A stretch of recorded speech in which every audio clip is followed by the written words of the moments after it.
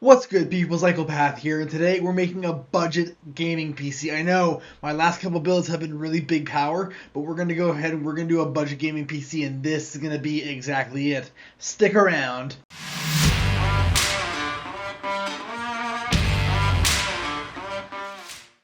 Alright, so first up we got the motherboard, and as always, you guys can find the link to this exact build on PC Part Picker. Links in the description below. Now, first thing we need is we're going to need the actual motherboard. It's going to be an MSI Z390A Pro ATX gaming motherboard. There's a couple of prices on here. We're going to get as close as we can to that exact build. So let's check it out for a second here. So we're going to be going with the Pro Carbon. It's as close as I can get to the actual online build. We're going to do the best we can with this thing. This game doesn't have everything, unfortunately, and I really wish that wasn't the case. So we got that. Next up, we're going to go ahead and get the processor. And the processor, because this is an LGA 1151, we're going to go ahead and use a Core i5. The Core i5 is going to be beautiful for this thing. Just you wait and see. Now, this thing has a core speed of 4,600 megahertz. I said that wrong. I meant frequency.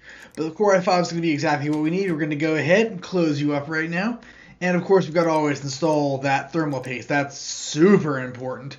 Now for the cooler, I actually did something different than I usually do. For the cooler, we're going to go ahead and use a liquid cooler. So we're going to use a Corsair ICU H100i Pro. Is it going to be perfect?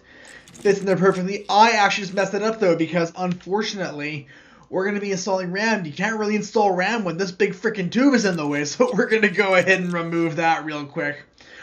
I have to re-put on the thermal paste though. When I was toying around with this build earlier, I made that mistake before. I don't want to do that again. So we got that. For the memory, we're going to be going and using Corsair Vengeance RGB Pro.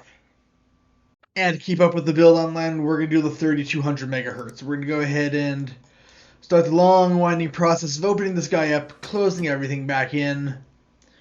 And we're going to have 16 gigs. This is a budget gaming PC. So realistically, I want to try and keep it within some kind of a budget. Now, back to the CPU cooling. It is going to be Corsair, but not that. It's going to be, I can actually probably find it on this list right now if I tried. Corsair, oh, where did you go? You are right here. So now we're going to go ahead and install that now that that's been taken care of. Next up, we got the graphics card. And because this is budget, but I still want to go a bit higher than a couple generations ago, I decided to go with an MSI RTX 2060 Super. I can actually find the exact one that I had earlier, which is right here, the MSI Gaming.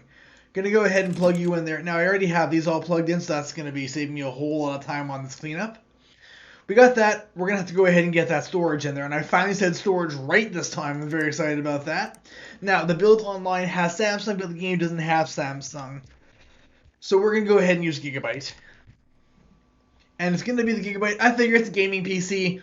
You might as well use 1 terabyte. The build online for the pricing for it is $149. So, I mean, you can't go wrong with that. These are also, by the way, all Canadian prices. I don't have the American prices, but on this PC part picker, you can easily switch to that. Now, with that being said, we're going to go ahead and use the power supply. And I'm a big fan of the Corsair, and the power rating online for this is 379 watts. But as always, I want you guys to have a bit more room for improvement. So, for the Corsair, we're going to go ahead and use the RM750. Go ahead and put that big boy in there. Now, I believe we have absolutely everything else we need. So let's go ahead and reassemble absolutely everything. So, PC parts, here we go. We got the front panel, followed by the side panel, followed by the side panel. Now, we got everything we need here, and when this bad boy turns on, oh, look at that. There's some glowing in there. I think that's really, really cool. And if we go here, oh, there is no SOS found because we need to actually, plop in an operating system. So we'll go to the tools, just a little thumb drive in there. Turn this guy on again. Everything's going to install. It's going to turn on. It's going to work perfectly. Really happy about all that. And I hope you guys enjoyed this. Oh, boy.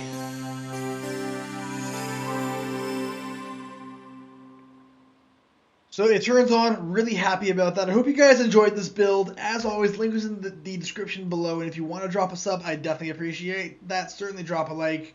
It goes a long way. Thank you guys so much. We will see you Monday with a brand new build.